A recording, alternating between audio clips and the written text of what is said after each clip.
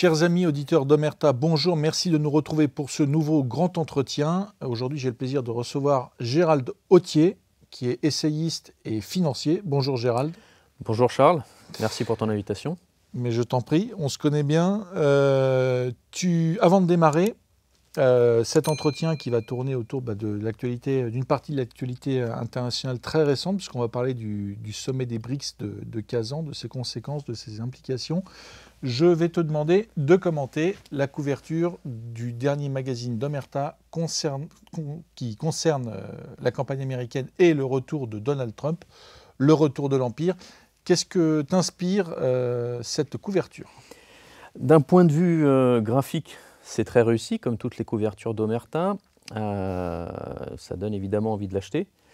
Ensuite, quel était l'objectif? C'était de prophétiser le vainqueur de la prochaine élection américaine? C'était d'expliquer en quoi, notamment, pas que, mais le retour de Trump, avec la présence de Zelensky et de Macron, peut chambouler la marche des affaires internationales telles qu'on la connaît depuis la présidence Biden, avec la guerre en Ukraine, mais pas seulement, plus généralement, puisque Trump a une vision radicalement différente de celle des démocrates concernant la diplomatie américaine et la vision de l'Amérique dans le monde. C'est une très belle couverture, il apparaît comme un revenant, victorieux, héros, puisqu'on voit qu'il vient juste de subir le premier attentat. Donc je conseille à tout le monde d'acheter le dernier magazine Omerta. Toi, tu suis un peu la campagne américaine, dont l'issue est imminente, mais toi, tu as quand même, tu penses que Trump a des chances pour mardi prochain? Alors je suis la campagne américaine, oui, parce qu'il est difficile de faire sans, étant donné les implications de l'élection américaine dans le monde économique et financier. Je me garderais bien de faire une prédiction sur l'issue de cette élection, même si j'ai l'impression qu'aujourd'hui Trump est beaucoup mieux placé pour l'emporter que Kamala Harris. C'est ce que disent notamment les dernières études d'opinion, celles qu'il y avait ce matin, et aussi c'est ce que disent la plupart des gérants de grands fonds d'investissement qui ont publiquement déclaré qu'ils s'attendaient à une victoire de Trump. Donc je pense que Trump est bien parti pour l'emporter, oui. Alors, je le disais en introduction, tu es essayiste, tu es aussi financier et tu as une expérience dans les pays, dans les zones régionales d'où sont issus les BRICS existants et ceux qui aspirent à y entrer. Tu as beaucoup travaillé en Amérique du Sud, beaucoup travaillé en Europe de l'Est, en Russie, en Asie centrale, au Moyen-Orient aussi. Et tu as suivi ce sommet de Kazan, ce sommet des BRICS de Kazan sous la présidence de Vladimir Poutine en terre tatare, en terre musulmane en Russie. Quels enseignements tu as pu tirer de ce dernier sommet des BRICS? Alors oui, comme tu l'as très bien dit, le 16e forum des BRICS vient de se terminer la semaine dernière à Kazan. Le précédent était à Johannesburg et le suivant aura lieu en 2025 au Brésil. Et il y a effectivement deux enseignements principaux qu'on peut se faire de ce dernier forum de Kazan, dernier forum des BRICS. Le premier, c'est que contrairement à ce qu'on a pu nous répéter, notamment dans les médias occidentaux, Poutine est très loin d'être isolé. Pourquoi? Parce qu'on avait lors du forum de Kazan plus de 24 chefs d'État qui ont été présents et plus de 32 pays qui ont participé. Et notamment également le secrétaire général de l'ONU qui est venu à Kazan, au forum des BRICS, alors qu'il n'était pas venu. Il ne s'était pas rendu à l'invitation de Zelensky lors de l'organisation du dernier forum de la paix. Donc quel est cet enseignement? Le premier, c'est de se dire qu'effectivement, les pays occidentaux qui avaient fait cette recommandation générale à l'ensemble des pays du monde d'éviter ou de s'éloigner de la Russie ne le font pas. Le deuxième, c'est comme tu viens de le dire dans ta question, c'est le lieu de l'organisation de ce dernier forum. Il a eu lieu à Kazan et ce n'est pas une coïncidence. Kazan, c'est la capitale de la République du Tatarstan. C'est une région russe à majorité musulmane et lorsque la Russie organise le forum des BRICS à Kazan, c'est aussi pour marquer un coup et pour envoyer un signal au Sud global qui, comme on le sait, est aussi à prépondérance musulmane. Tu connais bien les BRICS, je l'ai dit. Qu'est-ce que tu peux nous en dire? Qu'est-ce que représentent les pays des BRICS? On sait que il y a les membres déjà existants. Il y a aussi, je crois, plus de 40 pays qui aspirent à faire partie de ce club, 43. Qu'est-ce que tu peux nous en dire en termes économiques, en termes financiers, en termes politiques? Qu'est-ce que ça représente, les BRICS? Qu'est-ce que ça peut représenter? Alors, la première chose qu'il faut savoir sur les BRICS, et je dis les BRICS, pas les BRICS, pour revenir à l'origine de la création de ce groupe, c'est que c'était à la base un concept venu de la finance, un concept marketing pour vendre des fonds d'investissement aux compagnies d'assurance et aux fonds de pension. Ça a été inventé par un analyste, l'économiste en chef de Goldman Sachs de l'époque, Jim O'Neill, qui avait inventé l'acronyme BRIC, donc Brésil, Russie, Inde et Chine, afin de vendre ces fonds d'investissement. Et au départ, dans le monde de la finance, le concept BRIC, ça ne fonctionne pas beaucoup. Ça génère beaucoup d'incrédulité et il y a peu de grandes banques et de fonds qui suivent. Et d'ailleurs, Jim O'Neill lui-même ne s'était jamais rendu dans aucun des pays BRIC lorsqu'il lui vient l'idée de ce concept. Et pourquoi BRIC? C'était pour évoquer cette idée de solidité de la croissance des pays émergents.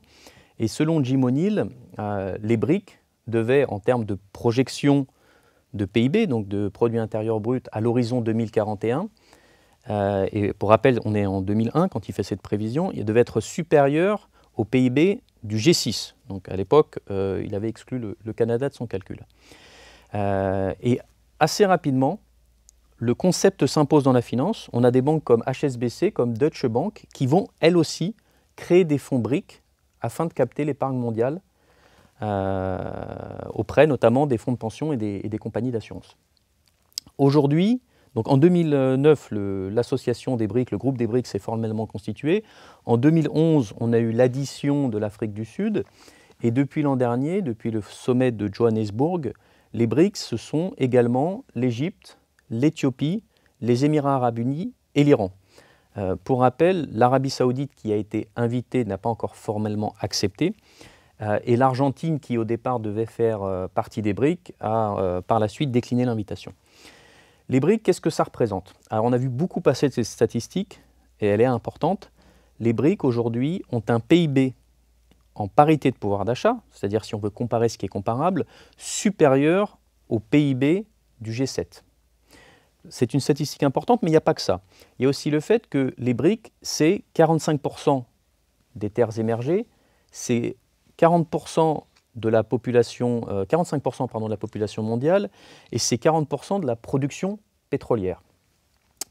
Mais la chose peut-être la plus importante au sujet des BRICS, c'est surtout que d'ici 2050, et là je reprends encore des projections de Goldman Sachs, la croissance économique des BRICS, donc le potentiel de croissance sur cette durée, c'est-à-dire entre 2025 et 2050, est de 189%.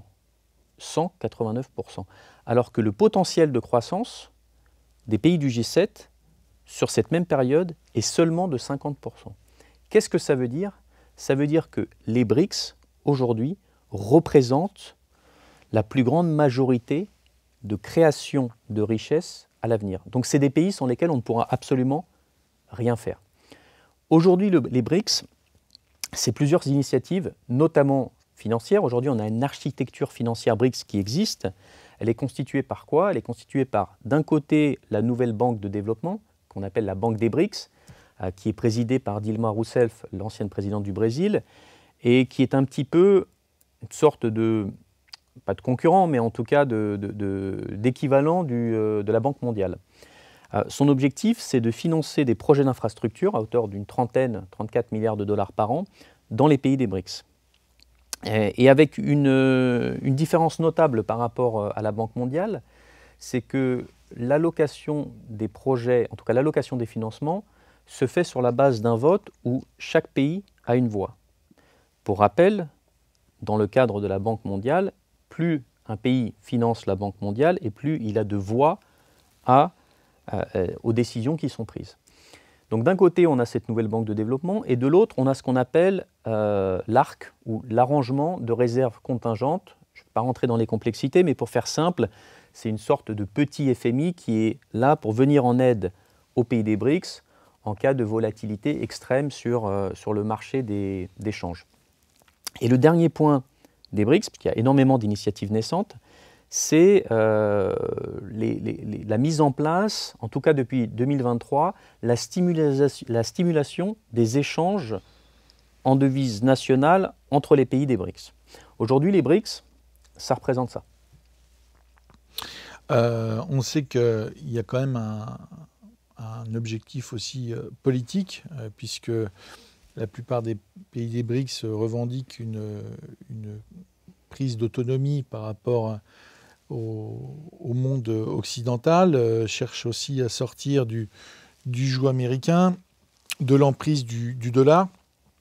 Quel est à ton avis le projet politique des BRICS? Est-ce qu'il y en a un? Est-ce que c'est, comme le disent certains, les détracteurs les plus radicaux, de dominer le monde? Est-ce que c'est aussi, ça peut être aussi la création d'une monnaie alternative? Est-ce qu'il y a un projet politique derrière les BRICS? Ce qui est certain aujourd'hui, c'est que les BRICS se posent comme alternative au système international unilatéral. Pour les BRICS, aujourd'hui, le système international tel qu'il existe a été créé par les Occidentaux et pour les Occidentaux. Donc ce que veulent les BRICS, c'est un système qui soit à la fois plus démocratique, plus représentatif et plus légitime. Et comme je le disais tout à l'heure, les modes de décision chez les BRICS, ce sont des modes de décision où chaque pays a une voix, alors que ce n'est pas le cas dans les instances internationales gouvernementales traditionnelles des pays occidentaux. Maintenant, il est vrai que le sujet principal qui attire notamment la couverture médiatique lorsqu'on parle des BRICS, c'est la création d'une monnaie alternative. Et c'est vrai que ça fait partie certainement des sujets ou des projets les plus importants, les plus ambitieux de la part des BRICS. Mais ce n'est pas la seule chose qu'aujourd'hui les BRICS veulent mettre en place. Il y a énormément d'initiatives. Et il suffit par exemple de prendre l'agenda du forum de Kazan qui vient de se terminer pour voir que les BRICS ont mis en place la création d'un groupe de travail sur la médecine nucléaire, qu'ils se sont engagés à respecter l'accord de conservation de la biodiversité qu'on appelle l'accord Kunming-Montréal. Ils ont organisé les Jeux olympiques BRICS, les Jeux de Kazan, où 60 pays ont participé. Ils ont aussi organisé en janvier de cette année, toujours à Kazan, les premiers Jeux du futur, où tu avais des courses de drones, des batailles de robots et des compétitions de e-sport. Ils ont mis en place un code d'éthique sur l'intelligence artificielle. C'est d'ailleurs le code d'éthique de la Russie qui a été pris comme modèle.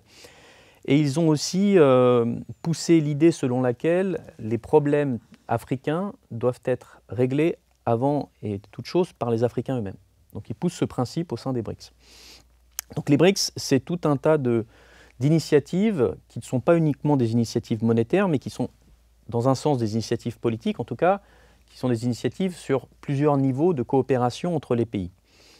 Maintenant, il y a un sujet sur lequel les BRICS se retrouvent et sur lequel ils ont commencé ça fait partie du rapport de conclusion du forum de Kazan, c'est le sujet des sanctions. Les BRICS considèrent que les sanctions sont à la fois illégales et illégitimes. Et dans les conclusions de Kazan, le communiqué parle des sanctions comme étant non seulement perturbateurs du commerce international, mais un élément déstabilisateur des économies. Il faut savoir aujourd'hui, il y avait un article il y a quelques semaines du Washington Post, que 33% des pays du monde sont sous sanctions américaines. 33%. Et sur ces 33% de pays sous sanctions, ce sont 60% des pays les plus pauvres de la Terre qui sont sous sanctions américaines. Donc oui, il y a un véritable sujet chez les BRICS, une certaine appréhension du pouvoir de l'Occident, et plus particulièrement des Américains, d'utiliser notamment le dollar comme une arme financière, et ce qui, paradoxalement, crée un pouvoir d'attraction de la part des BRICS.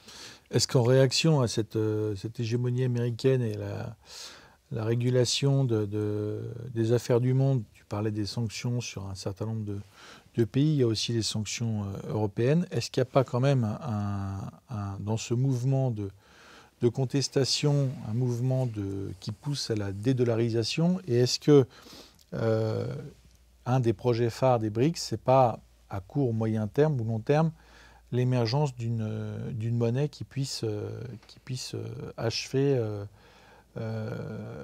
l'hégémonie du dollar. Alors, pour revenir d'abord sur la première partie de la question, c'est une question assez complète. Est-ce qu'il y a un pouvoir d'attraction des BRICS qui est dû aujourd'hui principalement aux sanctions? La réponse, c'est clairement oui. Remettons-nous dans le contexte. Lorsqu'il y a eu déclenchement du conflit entre l'Ukraine et la Russie, les Occidentaux, donc les Américains et effectivement aussi les Européens, ont pris deux types de sanctions financières sur la Russie. La première, ça a été le gel des avoirs de certaines personnes physiques et aussi de la Banque centrale russe, en dehors de tout cadre juridique. Et le deuxième, c'est la déconnexion de la majorité, ou l'écrasante majorité des banques russes, du système SWIFT. Donc dans le premier cas, dans le cas du gel des avoirs, il faut savoir qu'il existe une convention internationale des Nations Unies de 2004, en son article 21, qui garantit aujourd'hui l'immunité des avoirs des banques centrales. En ce qui concerne SWIFT, SWIFT, qu'est-ce que c'est?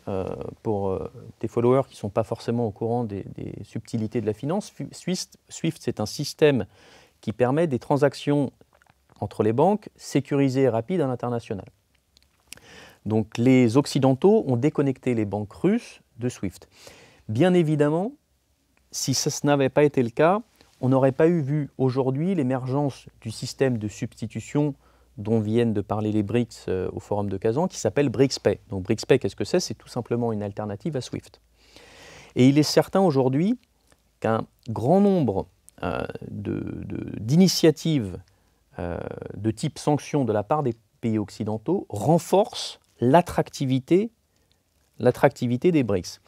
Quel est le message que les pays occidentaux envoient aux BRICS lorsqu'ils sont en train de geler les actifs de la Banque centrale russe? Ils disent tout simplement, ne mettez pas vos actifs chez nous parce qu'on peut vous les geler. Donc que vont faire les pays non occidentaux? Évidemment, c'est de réduire la part de leurs réserves qui se trouvent dans les pays occidentaux. Quand Trump propose, je crois que c'était il y a quelques semaines, des droits douaniers à hauteur de 100% sur tous les pays qui se mettraient à se dédollariser, encore une fois, il rend d'autant plus attractif l'utilisation d'une monnaie alternative au dollar. Aujourd'hui, si tu veux, les BRICS, c'est les États-Unis, parce que c'est les États-Unis qui sont locomotives sur ces sanctions, et je suis à peu près certain qu'il n'y aurait pas de telles sanctions sur les États-Unis. Et je rappelle aussi d'ailleurs que les sanctions américaines sont parfois utilisées contre les propres intérêts européens, notamment français. On l'a vu avec l'extraterritorialité du droit américain sur notamment la BNP. Voilà. Aujourd'hui, les États-Unis, qu'est-ce que c'est? C'est le syndrome d'Icare, c'est-à-dire qu'ils se sentent invincibles, ils sont en train de se rapprocher dangereusement du Soleil, et au bout d'un moment, tu sais comment ça finit dans les mythologies grecques, Icare se rapproche tellement du Soleil que ses ailes de cire fondent et il tombe dans la mer. Et c'est ce qui est en train aujourd'hui d'arriver aux États-Unis. Tu penses que cette structuration et ce développement des BRICS font courir un risque sur le dollar, pour être très, très concret? Alors, d'abord sur la question de la monnaie. Est-ce que cette monnaie alternative est possible? Elle a déjà un nom, elle s'appelle la R5. Pourquoi? Parce que toutes les monnaies des 5 pays du BRICS commencent par R, le rouble, la roupie, le rand, le renminbi et le reais brésilien. Et effectivement, une monnaie BRICS qui reposerait en partie, alors on parle de l'or, on parle des crypto-monnaies, c'est une bonne chose, parce que lorsqu'une monnaie a une masse monétaire qui n'augmente pas, c'est toujours une bonne chose pour la valeur de la monnaie, puisqu'elle ne se dilue pas, si on peut dire. Maintenant, est-ce qu'elle est réalisable, et est-ce qu'elle est réalisable à court terme? L'an dernier, à Johannesburg, l'ancien président du Nigeria, Obasanjo, avait posé une question dans la salle qui avait suscité une salve d'applaudissements de l'entièreté du public. Il avait dit, moi, en tant que Nigérian, si je veux acheter des produits à l'Inde, pourquoi est-ce que je dois utiliser le dollar?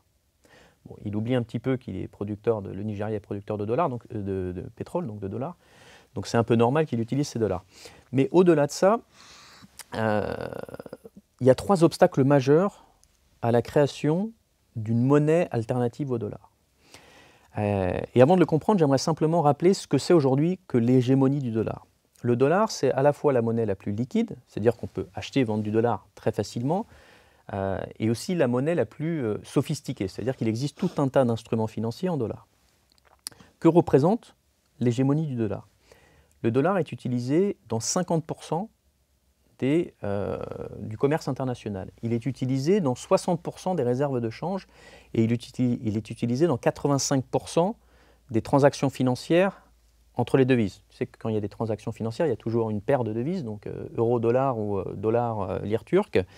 Et donc, dans l'ensemble de ces transactions, 85% du temps, selon la Banque des règlements internationaux, qui est la banque centrale des banques centrales, le dollar est utilisé. Donc ça, c'est sur la force du dollar. Si toi, tu es aujourd'hui l'Arabie Saoudite, tu vends du pétrole, donc tu accumules, le pétrole est libellé en dollars, donc tu accumules des dollars. Qu'est-ce que tu peux faire de tes dollars? Tu as deux options. La première, c'est de le dépenser. Mais si tu vas dépenser tes dollars, tu vas les dépenser principalement dans des produits en dollars, parce que si tu les dépenses en euros ou dans d'autres monnaies, tu auras notamment des frais de conversion. Donc tu vas les dépenser. En tant qu'Arabie Saoudite, tu vas notamment acheter du matériel de défense et du matériel de sécurité américain. L'autre option, c'est de l'épargner ou de le placer. Et tu as deux options pour le placer. La première, si tu vas acheter de la dette américaine, puisque les États-Unis émettent beaucoup de dettes, donc tu vas placer ton argent en dette, tu vas financer leur déficit. Et la deuxième, tu vas acheter de l'influence. C'est-à-dire que tu vas acheter, ou en tout cas tenter d'acheter des parts dans des ports ou des actifs stratégiques américains ou des sociétés américaines. Maintenant, si tu n'es pas l'Arabie Saoudite, si tu es par exemple un pays qui produit très peu ou pas du tout de pétrole, comme par exemple l'Argentine, tu as quand même besoin de pétrole. Le pétrole est libellé en dollars. Donc tu dois te procurer des dollars, tu dois acheter des dollars. Okay, donc tu vas soutenir, parce que tu n'es pas que l'Argentine, il y a tous les pays du monde, tu vas soutenir la demande de dollars. Et ça va permettre aux États-Unis aujourd'hui d'avoir un déficit courant permanent. C'est-à-dire, ça va leur permettre d'importer plus qu'ils n'exportent. Okay, ça, c'est d'où vient, que représente l'hégémonie du dollar. Maintenant, d'où est-ce que ça vient? Il faut revenir à 1973 et la guerre du Kippour. Suite à la guerre du Kippour, il y a, comme tu le sais, le premier choc pétrolier, les pays arabes qui créent un embargo sur le pétrole, et l'année suivante, en 1974, Nixon est toujours président jusqu'encore en août 1974, il va envoyer son secrétaire au Trésor, qui s'appelle William Simon, à Riyad, dans le but de signer un accord que les Américains appellent l'accord Do or Die, qui est l'accord qu'on a connu récemment en 2015-2016, qui était l'accord secret sur les pétrodollars. Qu'est-ce que c'est que cet accord? Il est parti voir les Saoudiens, il leur a dit, voilà, je vous propose, nous allons devenir, nous les Américains avec vous les Saoudiens, nous allons devenir amis. Je vais acheter votre pétrole saoudien, nous allons devenir vos premiers clients, nous allons assurer votre sécurité, cette partie est très importante, en échange de quoi? Vous allez, un, acheter notre matériel de défense, et deux, vous allez libeller votre pétrole en dollars. Et trois, vous allez acheter notre dette. À l'époque, le roi d'Arabie Saoudite, c'est le roi Faisal, il hésite un peu parce qu'il a bien compris qu'en faisant ça, il était en train de financer le déficit américain. Et donc, indirectement, en train de financer son pire ennemi, qui était à l'époque Israël. Aujourd'hui, maintenant, Israël-Iran, ce serait une question en débat. Et donc, le roi Faisal demande à ce que cet accord reste secret, et il est resté secret jusqu'à 2015-2016. Donc voilà d'où vient l'hégémonie du dollar, et voilà ce qu'elle représente. Maintenant, pour répondre à ta question, quels seraient les obstacles à la mise en place d'une monnaie alternative au dollar? J'en vois aujourd'hui trois. Le premier, c'est de savoir qui va dicter les règles de cette nouvelle monnaie. Comme tu le sais, en Europe, dans la zone euro, le pays qui dicte les règles, c'est l'Allemagne. Pourquoi? Parce que c'est l'économie la plus importante de la zone euro, le siège de la Banque centrale européenne est d'ailleurs à Francfort, donc ce sont les Allemands qui dictent les règles. Qui dicterait les règles d'une nouvelle monnaie BRICS? Tu vas me dire, assez logiquement, ça devrait être la Chine. Pourquoi? Parce que le PIB de la Chine représente 20 000 milliards de dollars sur les 30 000 milliards de dollars que représente le PIB global des BRICS. Oui, sauf que toute la politique internationale de l'Inde a justement été de contenir son puissant voisin. Et c'est la raison pour laquelle l'Inde fait partie du groupe des Quad. Le groupe des Quads, c'est les États-Unis, le Japon, l'Australie et l'Inde, et c'est un groupe qu'on qualifie en géostratégie de groupe anti-Chine. Le deuxième problème que je vois, c'est le problème de la souveraineté monétaire. Lorsque tu fais monnaie commune avec d'autres pays, tu dois donc abandonner la souveraineté sur ta monnaie. Est-ce que tu crois réalisable pour des pays qui ont une monnaie à laquelle ils tiennent de faire monnaie commune avec des pays comme l'Éthiopie, l'Éthiopie dont la valeur de la monnaie a perdu 70% au cours des 10 dernières années, ou la Turquie dont la valeur de la monnaie, la lire turque, a perdu 90% au cours des 10 dernières années? Ça paraît quelque chose de difficilement concevable. D'autant plus que dans cette alliance des BRICS+, tu as aujourd'hui des pays comme les Émirats arabes unis. Le dirham émirati est indexé sur le dollar. Qu'est-ce que ça veut dire? Ça veut dire qu'un dollar, ça vaut 3,6725 dollars émiratis. Aujourd'hui, demain, après-demain, ça ne change absolument pas, c'est un cours fixe. Dubaï et Abu Dhabi aussi, en tout cas les Émirats, n'ont absolument aucun intérêt à se séparer du dollar. Pourquoi? Parce que leur croissance dépend aussi de leur activité immobilière. Lorsque les fonds d'investissement internationaux et les investisseurs privés achètent de l'immobilier à Dubaï, ils le font aussi parce qu'ils ont l'impression d'acheter de l'immobilier en dollars. Donc tout le développement économique de Dubaï et des Émirats est basé sur le dollar. Et pour mémoire, l'Arabie saoudite aujourd'hui, avec la construction de ses projets pharaoniques, a exactement pris la même direction que Dubaï. Et d'ailleurs, le rial saoudien est aussi indexé sur le dollar. Et le troisième problème que je vois, peut-être il est un peu plus global. C'est pour devenir une monnaie de réserve notamment, il faut qu'on ait une monnaie qui soit indépendante du pouvoir politique. C'est pas tout d'être indexé sur l'or ou d'être indexé sur des crypto-monnaies. Il faut un système financier ouvert, transparent, diversifié. Il faut un cadre des investissements stable, un cadre juridique. Il faut une liberté de circulation des capitaux. Il faut une libre conversion des devises. Aujourd'hui, au Brésil, en Russie, en Inde et en Chine, tu as un contrôle d'échange. Est-ce que tu as envie de placer ton argent, ta monnaie, dans un pays sans savoir si demain ou après-demain tu pourras le récupérer? Je rappelle que la Russie qui exporte du pétrole à l'Inde, en contournant évidemment les sanctions, se retrouve avec énormément de roupies sur les comptes bancaires indiens, quelque peu que partiellement utilisés. Pourquoi? Parce que la roupie n'est que partiellement convertible. Donc ça fait parmi les plus grands et les plus gros problèmes aujourd'hui de cette monnaie concurrente au dollar, c'est de trouver la base sur laquelle elle va pouvoir s'appliquer. Et c'est d'ailleurs la raison pour laquelle le directeur financier de la nouvelle banque de développement a récemment déclaré qu'il n'y avait absolument aucun plan à court terme de création d'une monnaie alternative au dollar. Maintenant, ça ne veut pas dire qu'il n'y a pas dédollarisation, mais ce n'est pas du tout la même chose. Tu as parlé des pays du Moyen-Orient, tu as parlé des pays d'Amérique du Sud. Tu connais bien aussi, je l'ai dit, l'Europe de l'Est, l'Asie centrale et la Russie. Et je voulais te demander, avec du recul, tu te souviens de la déclaration de Bruno Le Maire sur la guerre économique totale qu'il allait livrer, selon ses propos, à la Russie. Est-ce qu'avec ces 2 ans et demi de recul depuis le début de la guerre en Ukraine, quel impact réel ont eu les sanctions sur la vie économique russe et sur aussi le quotidien des gens qui vivent à Moscou? Alors, la première chose qu'il faut dire, c'est que les Occidentaux, les Européens, comme je l'ai dit, donc, ils ont déconnecté les banques russes du système SWIFT. En faisant ça, ils ont fait une très grosse erreur, très grosse bourde, très grosse erreur de calcul. Laquelle?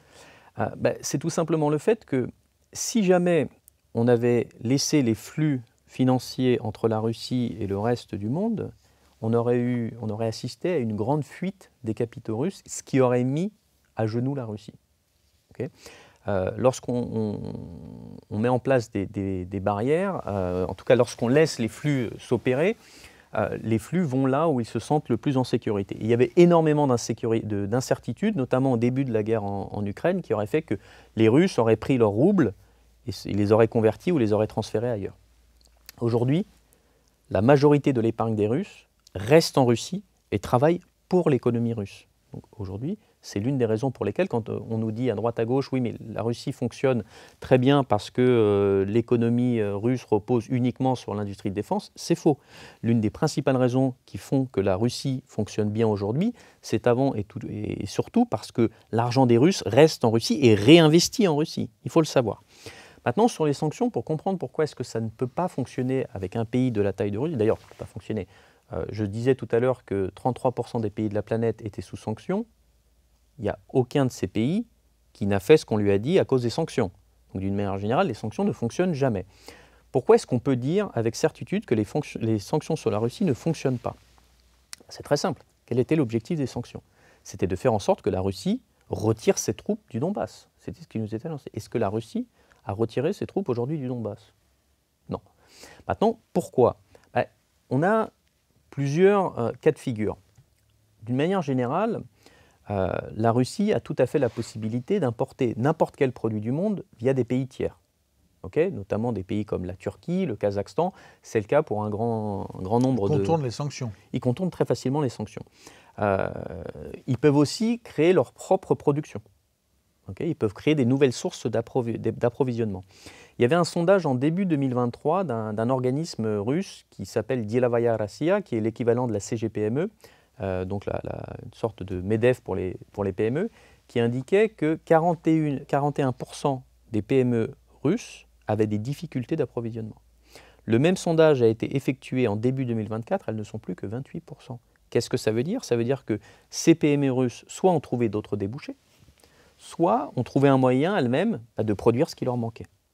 Tu crois que les Russes en dehors des circuits d'import parallèles, est-ce que les Russes ont développé leur outil de production sur ce qui leur manquait, ce qu'ils ne pouvaient plus importer de l'Occident? Oui, non seulement ils l'ont fait, parce qu'en fait, les Russes, que ce soit les Russes, les Chinois, les Turcs, ils ne sont pas plus bêtes que nous. Quand on sait faire quelque chose, on sait le copier. Ce n'est pas difficile. Ce qui est le plus difficile de copier, ce sont les produits à très forte valeur ajoutée. D'ailleurs, les produits de marque, parce qu'on achète avant tout une marque plus qu'un produit. Mais vous allez aujourd'hui à Moscou, vous verrez qu'il y a énormément de voitures chinoises qui sont des voitures de très bonne qualité. Donc on est capable de copier ou de faire la même chose que les Occidentaux en Russie. Ça, il ne faut pas avoir de doute là-dessus. Les Russes ne sont pas plus bêtes qu'un autre. Alors, ceci étant dit, est-ce que tu penses qu'on assiste à un processus de dédollarisation? Est-ce que finalement le dollar est aujourd'hui menacé?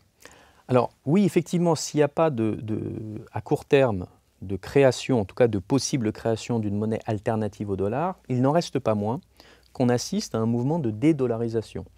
De quelle manière? La première chose, c'est que tu as, au niveau du commerce international, une baisse de l'utilisation des dollars. Il ne faut pas le confondre avec la dédollarisation. Ça, c'est quelque chose qui est complètement indépendant. C'est tout simplement parce que la part des États-Unis dans le commerce international a été divisée par 2 en 50 ans. Maintenant, lorsqu'on regarde le niveau des réserves de change, on s'aperçoit qu'il y a 25 ans, les réserves de change des pays en dollars étaient autour de 60 à 75%, elles ne sont plus que de 55 à 60% aujourd'hui. Qu'est-ce qui s'est passé? La première chose, on l'a dit, ce sont les sanctions. C'est-à-dire qu'il y a énormément de pays qui, suite aux sanctions, pas uniquement les sanctions russes, on pourrait prendre les sanctions iraniennes, comprennent qu'il est dans leur intérêt de chercher des alternatives au dollar. Par exemple l'or, par exemple les monnaies émergentes. Mais aussi, il y a une réflexion de la part des pays émergents sur la façon d'utiliser leur monnaie. Je m'explique. On a vu énormément de création de structures ad hoc, comme par exemple les fonds souverains, qui vont permettre, à la place d'acheter de la dette des pays occidentaux, de s'acheter de l'influence. On a le fonds d'Abu Dhabi, ADIA, Abu Dhabi Investment Authority, qui aujourd'hui pèse 1700 milliards de dollars. On a le fonds PIF, Public Investment Fund d'Arabie Saoudite, qui aujourd'hui pèse 900 milliards de dollars. Donc ce sont des fonds qui vont prendre des participations, qui vont s'acheter de l'influence, notamment dans les pays occidentaux. Quand tu as le Qatar qui achète, il y a quelques années, qui a fait l'acquisition du Paris Saint-Germain, ce n'est pas parce que le Qatar est historiquement un pays amateur de ballon rond, c'est parce qu'ils sont en train de s'acheter de l'influence. Ceci étant dit, sur la dédollarisation, on a vu l'an dernier, je crois que la visite date de décembre 2022, On a vu donc fin 2022 la visite du président chinois en Arabie Saoudite pour nouer une relation entre l'Arabie Saoudite et la Chine sur l'utilisation du yuan. Et l'Arabie Saoudite s'est targuée maintenant de vendre son pétrole en partie en yuan. À mon avis, c'est très exagéré et c'est très peu possible. Je m'explique. Si l'Arabie Saoudite vend son pétrole en dollars, donc elle a un solde commercial positif avec la Chine, ça veut dire qu'elle vend plus qu'elle n'importe, elle accumule des yuan. Qu'est-ce qu'elle va faire de ces yuan? La première chose qu'elle fait, c'est les placer. Mais pour les placer, il faut les placer sur un marché, comme je disais tout à l'heure, ouvert, transparent, diversifié. Donc il y a aujourd'hui très peu d'options pour ce faire. La deuxième possibilité, c'est de les convertir. Mais ça implique un coût de change, un coût de conversion.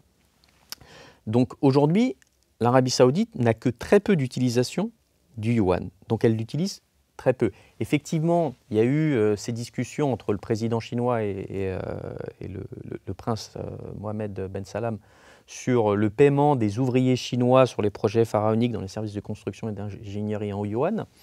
Mais aujourd'hui, l'Arabie Saoudite n'a aucun intérêt à utiliser le yuan à grande ampleur. D'autant plus que, comme je le disais tout à l'heure, le rial saoudien est indexé sur le dollar. Donc si le dollar se réévalue ou la Chine dévalue, eh ben, les Saoudiens vont perdre de l'argent. Donc ce n'est pas du tout dans leur intérêt aujourd'hui d'utiliser le dollar. Je pense que c'est plus un effet de levier qu'ils ont sur les Américains en les menaçant à demi-mot d'utiliser le yuan dans les échanges internationaux. Maintenant, ça ne veut pas dire que le dollar n'est pas en danger. Il y a quelque chose dont on parle très peu en France et qui me paraît pourtant quelque chose de majeur, quelque chose de très important. Le FMI en a parlé il n'y a pas plus tard qu'il y a 2 semaines. C'est le mur de la dette. On est face à nous à un événement financier de l'ordre de la grande crise financière dont aujourd'hui j'entends très peu parler et pourtant qui menace directement nos économies. Je m'explique. En 2020, on avait la crise du Covid. Pendant la crise du Covid, il y a énormément d'entreprises qui ont eu des difficultés parce qu'elles avaient des engagements financiers, elles devaient payer notamment leurs employés ou leurs loyers, et de l'autre côté, elles n'avaient pas de rentrée d'argent. Ces entreprises se sont endettées. Elles se sont endettées notamment via l'émission d'obligations, ce qu'on appelle les obligations d'entreprise. La duration moyenne des obligations d'entreprise, de ces obligations-là, c'est-à-dire la durée sur laquelle elles sont détenues, est de 5 à 6 ans. Ce qui veut dire qu'entre 2025 et 2026, ces obligations devront être remboursées. Pour être plus précis, on a 7 300 milliards sur les 24 000 milliards de dollars d'obligations corporate, d'obligations d'entreprise, qui vont devoir être remboursées. En général, que font les entreprises dans ce cas-là? Elles se refinancent, c'est-à-dire qu'elles vont prendre des nouvelles obligations sur une durée équivalente. Sauf qu'il y a quelque chose qui a complètement changé dans le paysage économique. En 2020, les taux d'intérêt de la Fed, donc de la Réserve fédérale américaine, étaient à 0,25. Aujourd'hui, on est à 5%.